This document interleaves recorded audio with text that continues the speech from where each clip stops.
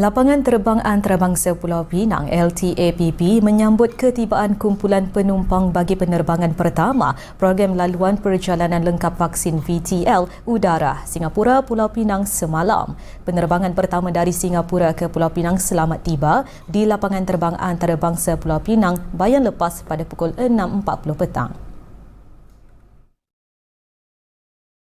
Pengarah Urusan Malaysia Airports Holdings Berhad MAHB, Datuk Iskandar Mizal Mahmud turut mengalu-alukan langkah yang disifatkannya sebagai usaha kerajaan untuk merancakkan semula aliran penumpang antarabangsa serta pelancongan yang mampu memacu pertumbuhan ekonomi. Ini berikutan kedudukan LTAPP sebagai lapangan terbang kedua paling sibuk selepas lapangan terbang antarabangsa Kuala Lumpur KLIA dari segi aliran trafik penumpang antarabangsa. MAHB juga bekerjasama erat dengan pihak berkuasa bagi memudahkan pengalaman penumpang dan memastikan protokol keselamatan dan proses kesihatan dilaksanakan sewajarnya demi keselamatan semua. Tinjauan di Lapangan Terbang Antarabangsa Pulau Pinang LTAPP mendapati penumpang menyifatkan pelaksanaan VTL kali ini memberi kemudahan kepada mereka. Menurut Peggy Lee yang bekerja sebagai jururawat di hospital di Singapura, dia gembira dapat pulang ke kampung halaman menerusi inisiatif VTL kerana ia menjadikan perjalanannya bertambah mudah.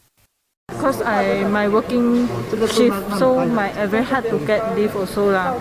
And then because of the COVID, then we cannot also very hard to come back. Yeah, so this time come back is quite happy that finally can come home and see my parents. Easy for me lah. Previously kat Kuala Lumpur ada VTL also, but very hard need to transit everything. Yeah. But now the VTL is easy for you. Correct. It's very easy. Then maybe more procedure than previously, but better lah. Sangat excited. Yeah. Dah lama tunggu lah. Ya, betul. Okay. And previously ada buka itu KL punya VTL, tapi ada sikit troublesome lah nak transit apa. Dan sekarang easier loh, boleh terus main Penang sini. So kali ni okey ya? Weekend to just take the wife here and just good to get out of Singapore for a weekend. So can you brief us your the process of coming to Penang?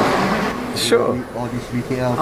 Yeah, so it wasn't too bad, to be honest. So had to book PCR test before leave Singapore. Had to get a few documents done before travelling. Get that My Sejahtera app. Yeah, get that up in place. But after that was not too bad. Then you get here, just registered for the PCR test when you land, and it's pretty smooth. Sempena pembukaan VTL semalam, 2 penerbangan membabitkan Singapura ke Pulau Pinang dan Pulau Pinang ke Singapura dengan menggunakan pesawat AirAsia dan Singapore Airlines. Sebelum ini, Kerajaan Malaysia dan Singapura mencapai persetujuan bersama memperluaskan VTL melalui udara bagi laluan dari Pulau Pinang ke negara itu mulai 16 Mac.